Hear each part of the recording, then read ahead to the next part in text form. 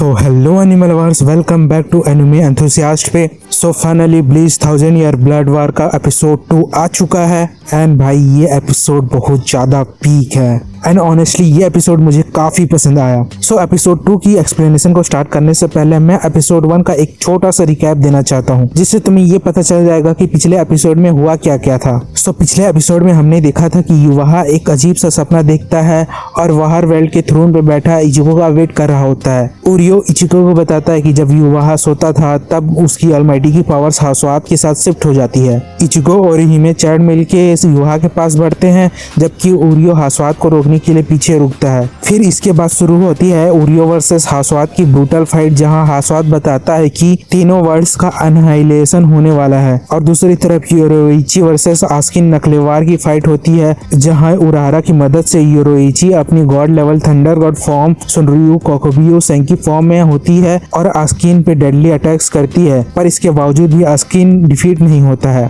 और एपिसोड के एंड में आस्किन अपने वॉलस्टैंडिक फॉर्म में आके दोनों को एक जायंट गिफ्ट बॉल डेल्यूक्स में लॉक कर देता है और इसी नोट पे एपिसोड 1 खत्म हो जाता है। सो चलो बिना किसी देरी के एपिसोड 2 की एक्सप्लेनेशन को स्टार्ट करते हैं। एपिसोड की शुरुआत होती है ओरिहिमे के एक नॉस्टैल्जिक स्कूल मेमोरी के साथ। ओरिहिमे गार्डन में एक लाल फूल देख रही होती है, तभी तात्सुकी आकर पूछती है कि वो क्या कर रही है। ओरिहिमे मुस्कुराकर बोलती है कि ये लाल फूल उसे कुरोसाकी इचिको की याद दिलाता है। तात्सुकी सरप्राइज होकर बोलती है कि इचिको इतना लाल थोड़ी न है, वो तो उस ऑरेंज वाले फूल जैसा दिखता है। फिर ओरिहिमे हाँ में सिर हिलाती है, पर सेकंड पीरियड के लिए अंदर जाने से पहले ओरिहिमे एक बार फिर से लाल फूल को देखती है। वो अपने मन में महसूस करती है कि इचिको का बाल भले ही ऑरेंज हो, पर उसका दिल इस लाल फूल जैसा है, बहुत ही वार्म, काइंड और सबको रोशनी देने वाला। वो रियलाइज करती है कि इचिको सबको प्रोटेक्ट करने के लिए अकेला लड़ता है और इसीलिए उसने इचिको का साथ देने के लिए और उसकी हेल्प करने का फैसला किया है। उसके बाद सीन शिफ्ट हो जाता है। गिफ्ट वॉल के अंदर आस्किन उराहारा को योरोइची के फॉर्म के बारे में एक्सप्लेन करता है। वो कहता है कि योरोइची की स्पिरिचुअल प्रेशर एक सेकंड में 48 टाइम्स बार बदलती है, जिसका मतलब है कि वो एक सेकंड में ही उसके सारे 48 वेरिएंट्स को एनालाइज कर सकता है। आस्किन बोलता है कि वो एक्सप्लेन करता है कि चाहे पॉइजन की सरफेस लेयर कितनी भी बदल जाए, अगर उसका बेस सेम है तो हास हैंड उसके सारे वेरिएंट्स को बायपास करके अटैक्स को कम्प्लीटली नलिफाई कर देता है। योरोइची अभी भी अनकॉन्शियस जमीन पर पड़ी है और आस्किन कॉन्फिडेंट टोन में बोलता है कि अब से तुम दोनों चाहे अपनी स्पिरिचुअल प्रेशर को कितना भी बदल लो, तुम मेरे ऊपर एक खरोच भी नहीं लगा सकते। आस्किन उराहारा की तरफ देखते हुए बहुत ही एरोगेंट टोन में पूछता है, तो बताओ उराहारा, अब तुम क्या करने वाले हो। उराहारा को एकदम चुप देखकर आस्किन उसके मजे लेने लगता है। वो बोलता है कि मुझे मत कहना कि मैंने तुम्हारे 1 से लेकर 10 तक के सारे मूव्स को यूजलेस बना दिया है, तो अब तुम्हारा दिमाग ही चलना बंद हो गया है। आस्किन को लगता है कि उराहारा पूरी तरह से कॉर्नर हो चुका है और उसके पास आगे का कोई रास्ता नहीं बचा। फिर आस्किन अपनी अल्टीमेट बैरियर गिफ्ट बैराइक को कम्प्लीटली सील कर देता है। वो उराहारा से कहता है कि वो बारी बारी बात करने वालों में से नहीं है, पर एक बात गारंटीड है, इस गिफ्ट बैराइक से बाहर निकलना 100% इम्पॉसिबल है। आस्किन उराहारा के इंटेलेक्ट की तारीफ करते हुए उस पर एक बहुत ही डीप क्वेश्चन दाग देता है। वो बोलता है, किसके उराहारा, तुम एक स्मार्ट गाय हो, ऐसे लगते हो जैसे तुमने दुनिया में सब कुछ देख रहा है। देन सडनली उराहारा अपनी जनपाक्तु से सीधा उस पर अटैक कर देता है, बट आस्किन उसे इजीली डॉज करते हुए बोलता है कि ये बहुत ही इंप्रेसिव बात है कि तुम मेरे गिफ्ट बैराइक के अंदर रहने के बावजूद भी इतनी तेजी से मूव कर पा रहे हो। इसके साथ अटैक इतना लीथल होता है कि उराहारा तुरंत जमीन पर घुटनों के बल गिर जाता है और उसकी आंखों से खून की धार बहने लगती है। आस्किन एक्सप्लेन करता है कि गिफ्ट रिंग वो उन इंसेनली स्ट्रॉन्ग फाइटर्स के खिलाफ ही यूज करता है जिन पर नॉर्मल डेथ डीलिंग बेअसर हो जाती है। ये रिंग डेथ डीलिंग की पूरी ताकत को एक स्पेसिफिक ऑर्गन पर पिन पॉइंट करके उस सेक्शन को इंस्टेंटली किल कर देती है। आस्किन कोल्डली उराहारा को बोलता है, तुम इतने स्ट्रॉन्ग हो कि तुम्हारे एक एक ऑर्गन को तबाह किए बिना तुम्हें मारना इम्पॉसिबल है। जमीन पर घुटनों के बल बैठा उराहारा अपनी उंडेड आंख से बह रहे खून के साथ बोलता है, अब उसके पास कोई रास्ता नहीं बचा। और उसके अगले ही पल एनिमे हिस्ट्री का और ब्लीच यूनिवर्स का one of the most awaited legendary movement आता है। उराहारा एक काम वॉइस में कहता है, पंक का stern looking female figure with लगता है और बेसर नरमी से पूछता है कि तो फिर बता ही दो ये बंकाई क्या करता है। उराहारा साफ मना कर देता है कि मैं तो बिल्कुल नहीं बताने वाला। आस्किन मजाक में बोलता है कि बिना जाने लड़ना स्कैरी है, पर उराहारा बोलता है कि तुम्हें बहुत जल्द खुद पता चल जाएगा। और अगले ही सेकंड आस्किन की बॉडी पर मिस्टीरियस कट और स्ट्रेचेस आने लगते हैं।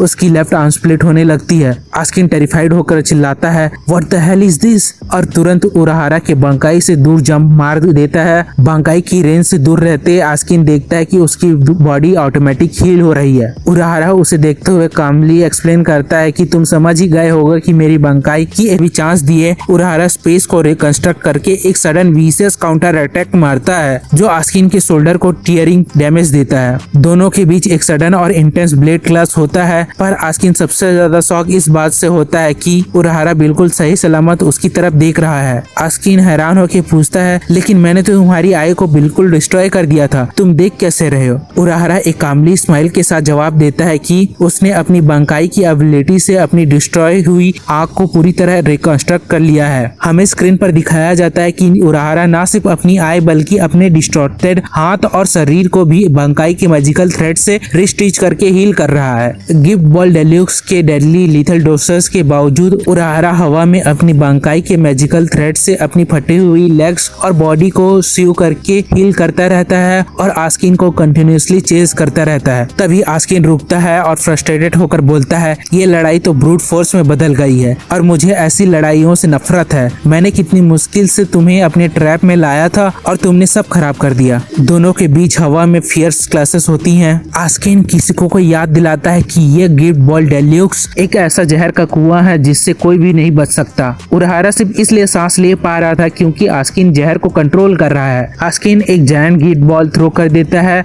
उराहारा उसे तो डॉज कर लेता है, पर आस्किन के अगले मिड एयर अटैक को डॉज नहीं कर पाता और वायलेंटली जमीन पर गिर जाता है। उराहारा जमीन पर रेंगते हुए भागने लगता है और आस्किन बिना कोई रिस्क लिए उसके पीछे दौड़ता है। आस्किन कहता है कि तुम्हारा बंकाई जमीन पर क्रॉलिंग करते वक्त भी बहुत डेंजरस है। तभी उराहारा एक सातिर स्माइल के साथ कहता है तो तुम बहुत जल्दी चीजें नोटिस कर लेते हो, पर आस्किन बहुत देर हो चुकी है। और अगले ही सेकंड गिफ्ट बैराक की बाउंड्री को बाहर से काट कर ग्रीम जॉ अपने हाथों से आस्किन की चेस्ट को आर पार निकाल देता है। आस्किन कम्प्लीटली स्टन रह जाता है कि बाहर से किसी ने उसके इनएस्केपेबल बैरियर को कैसे फाड़ दिया है, पर इनपेनेट्रेबल तो नहीं था। तो मैंने अपनी बंकाई से बाहर से अंदर तक की एक स्ट्रेचिंग पाथवे बना दिया।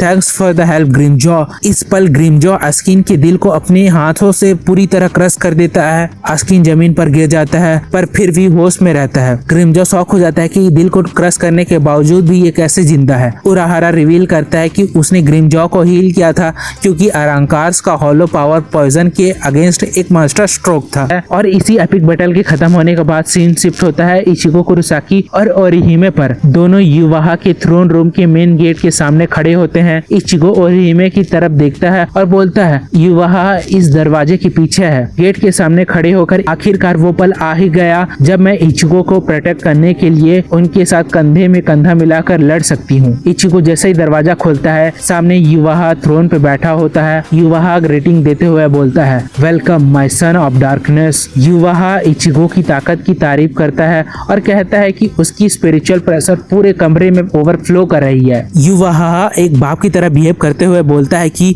वो अपने बेटे के साथ इस कन्वर्सेशन को एंजॉय करना चाहता है, पर इचिगो साफ बोल देता है तुम मेरे बाप नहीं हो। युवाहा इस सीन को एक टेम्पररी डैड बताता है, पर इचिगो चिल्लाकर बोलता है कि तुम मेरे बाप नहीं बल्कि मेरे माँ की कातिल हो। युवाहा उसे पैथेटिक बोलता है, पर इचिगो बिना कोई वक्त गवाए युवाहा पर सीधा अपनी गत्सुगा तेंसु से अटैक कर देता है। और इसी मूवमेंट पर सीन शिफ्ट होकर हमें ले जाता है उरियो इशिदा वर्सेस जुग्राम हाशवाद की ब्रूटल फाइट पर। हाशवाद ऑलमाइटी की पावर को यूज करके उरियो पर रूथलेसली अटैक करता है। उरियो डॉज करते हुए उसके लिए ट्रैक्स बिछाता है, पर हाशवाद उन्हें आराम से डिफ्लेक्ट कर लेता है। उरियो मन ही मन सोचता है कि सिर्फ फ्यूचर देखने से कोई जीतता नहीं है, मुझे बस एक ऐसा अनडॉजेबल अटैक मारना है जो ऑलमाइटी को हमेशा के लिए खत्म कर दे। हाशवाद उरियो को रियलिटी चेक देते हुए बोलता है कि तुम्हारी स्ट्रेटेजी बहुत ही बिचकानी है। तुमने क्या सोचा था जब युवाहा सो रहे होंगे और ऑलमाइटी मेरे पास होगा तब इचिगो उन्हें आराम से हरा देगा, पर तुम्हारी सबसे बड़ी गलती यही थी। उरियो शॉक हो जाता है। जब हाशवाद अपनी आंखें खोलता है तो उसके पास अभी भी द ऑलमाइटी की आंखें हैं, मतलब उसकी पावर्स अभी भी उसके पास है। फिर सीन शिफ्ट होकर युवाहा और इचिगो पर आ जाता है। इचिगो युवाहा पर अटैक करता है, पर रियलाइज करता है कि युवाहा अब सोल किंग की पावर से उसे अटैक कर रहा है। इचिगो अपनी दोनों ब्लेड्स के साथ फुल स्पीड में आगे बढ़ता है। दोनों के ब्लेड्स क्लैश होते हैं। युवाहा मसाकी की डेथ पर टॉन्ट मारते हुए कहता है कि वो मेरे लिए जी